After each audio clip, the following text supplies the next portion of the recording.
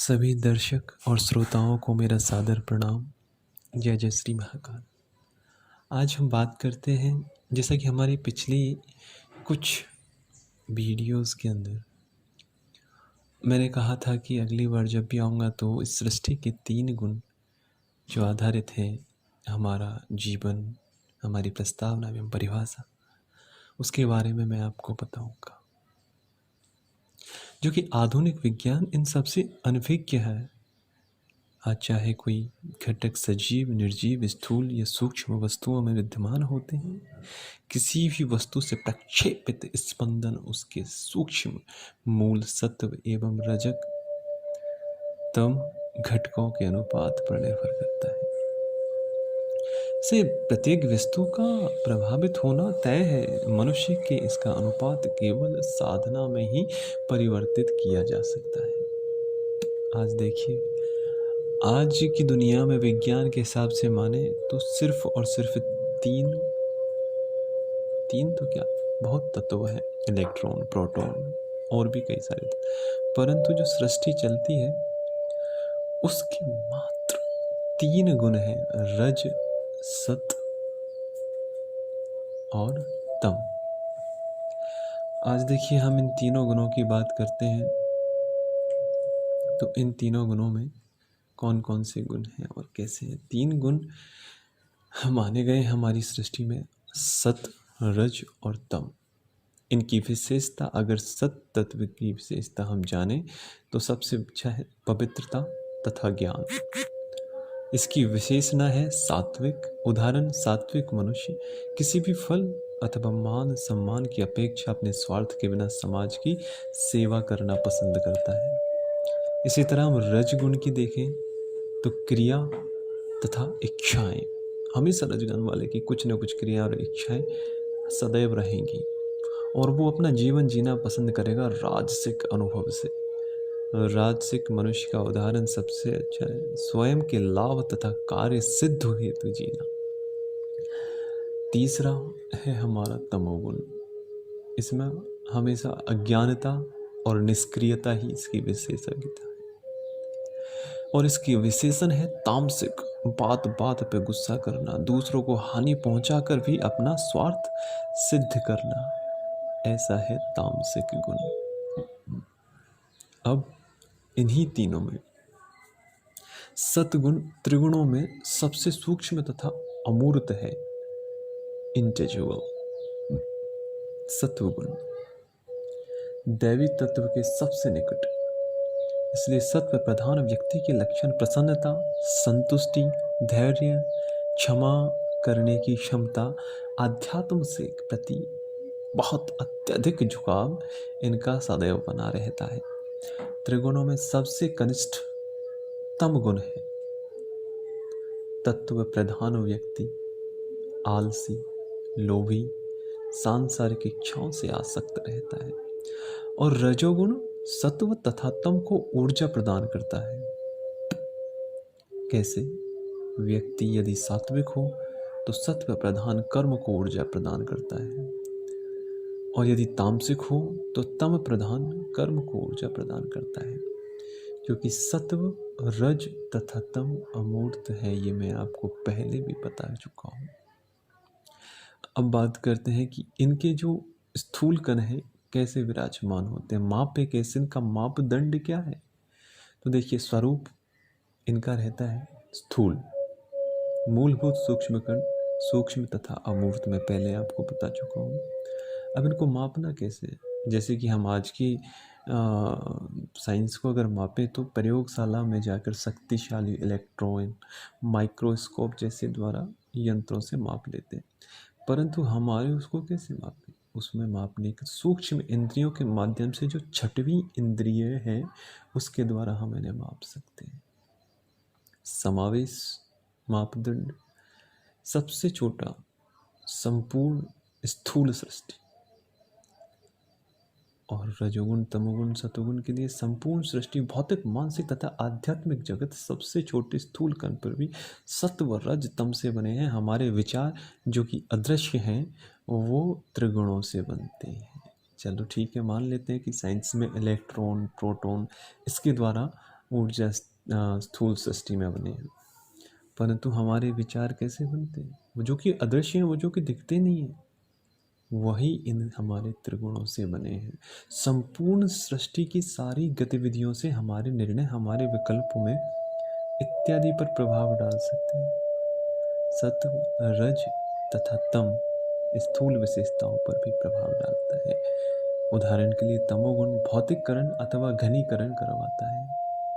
अब त्रिगुण दिखते कैसे हैं, ये मैं आपको जो भी मैंने आज तक जाना है या समझा है, उसके हिसाब से आपको एक छोटा सा डायग्राम बना के मैं इस वीडियो के वॉलपेपर पे डालूँगा।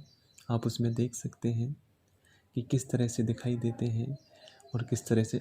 अब मैं आकृतियों को आपका थोड़ा सा बताता हूँ कि रंग जब प्रगत छठवीं ज्ञानेंद्रिय से देखा जाए तो सतगुण का रंग पीला होता है और रजोगुण का रंग लाल और तमोगुण का रंग काला दिखाई देता है। तरंग धैर्य सबसे अधिक कार्यरत रजोगुण तरंग धैर्य में दिखाई देता है तथा सतगुण का स्वरूप शांत होने के कारण रजोगुण की तुलना में सत्वगुण का तरंग धैर्य लंबा होता है। तमोगुण का स्वरूप अव्यवस्थित तथा विकृत है और यह उसकी अनियमित तरंग धैर्य को स्पष्ट करता है। अब देखिए, बात करते हैं विस्तीर्णता, एम्पलीट्यूड। रजोगुण सर्वाधिक मात्रा में कार्यरत होने के कारण सबसे अधिक विस्तार में पाया जाता है। सतत्व गुण की विस्तीर्णता अल्प मात्रा में है और तमोगुण उससे भी अल्प तथा नियमित है। लंबाई उनकी कार्य के अनुसार ही रहती है। अब त्रिगुण और पंच महाभूत।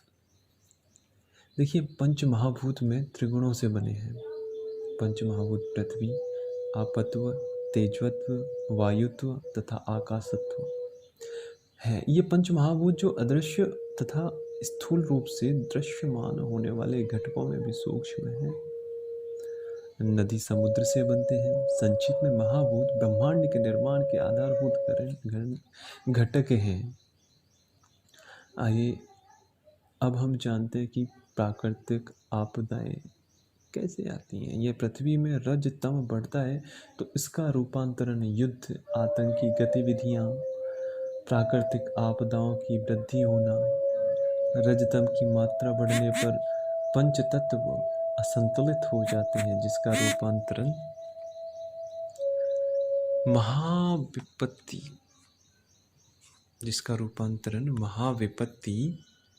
में प्राकृतिक आपदाओं में होता है। अब देखिए, एक सबसे अहम और ख़ास बात कि हमारे जो शरीर में है वो एक देह रचना में त्रिगुणों का संदर्भ कैसा होता है। तो देखिए, जो सूक्ष्म देह वो इन घटकों से बनती है। मैं बता देता हूँ। महाकारण देह या अहम, हम ईश्वर से बिलग है ऐसी भावना।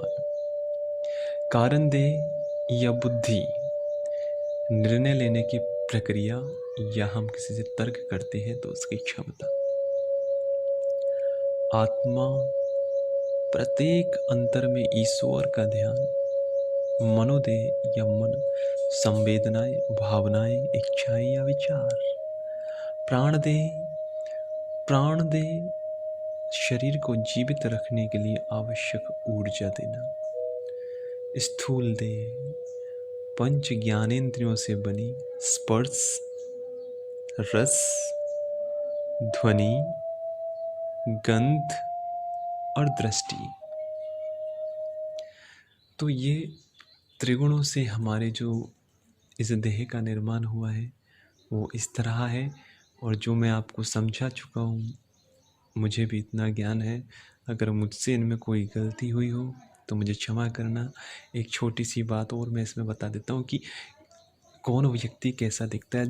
जो रजोगुण या जो सतोगुण का जो वहन करता है वो व्यक्ति, सात्विक व्यक्ति किस तरह का, उसके हमेशा चेहरे पे एक मुस्कान होती है, उसके माथे पर एक तेज होता है जिसके ना ही किसी तरह की कोई चेहरे पे झुर्रियाँ जैसी दिखाई देती हैं। अब राजसिक व्यक्ति, उसके चेहरे पे मुस्कान अवश्य होती है, परंतु माथे पर तेज नहीं होता और आँखों के पास गहरी छुर्रियाँ पड़ जाती हैं।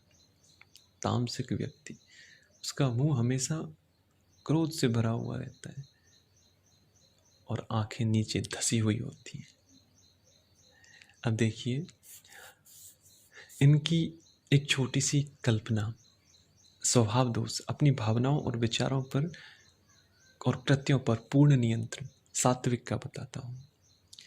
और राजसिक व्यक्ति क्रोध, ईर्ष्या, गर्व, अहंकार, ध्यान आकर्षित करना, धौंस जमाने वाला, लालची, अपनी आकांक्षाओं और सांसारिक इच्छाओं से पूरी करने के लिए किसी भी स्तर तक जाना, चिदांतुर दिन में सपने देखने वाला। और तामसी व्यक्ति आलसी, निष्क्रिय, निराशा, अतिस्वार्थी, दूसरों का विचार न करना, स्वार्थ के लिए दूसरों को हानि पहुंचाकर और चिड़चिड़ा रहना। इनके गुण, अगर सात्विक का गुण है तो सभी गुण सत्यवादी, सिद्धांतवादी, सहनशीलता, शांत, स्थिर बुद्धि, अहंकार रहित, अंततः गुण और दोषों पर जाते हुए मृत्यु का ही भय नहीं उस व्यक्ति को, वह सात्विक व्यक्ति होता है। राजसिक व्यक्ति को देखें तो वह परिश्रमी परंतु आध्यात्मिक प्रगति के लिए दिशाहीन प्रयास वाला होता है। और तामसिक व्यक्ति में तो कोई गुण होते ही नहीं है। बोले वृंदावन बिहारी लाल की जय। तो आज के लिए इतना ही। हम फिर से चर्चा करेंगे, कुछ अच्छा लेकर आपके लिए आएंगे। तब तक के लिए बहुत बहुत साधुवाद, धन्यवाद। जय जय श्री महाकाल।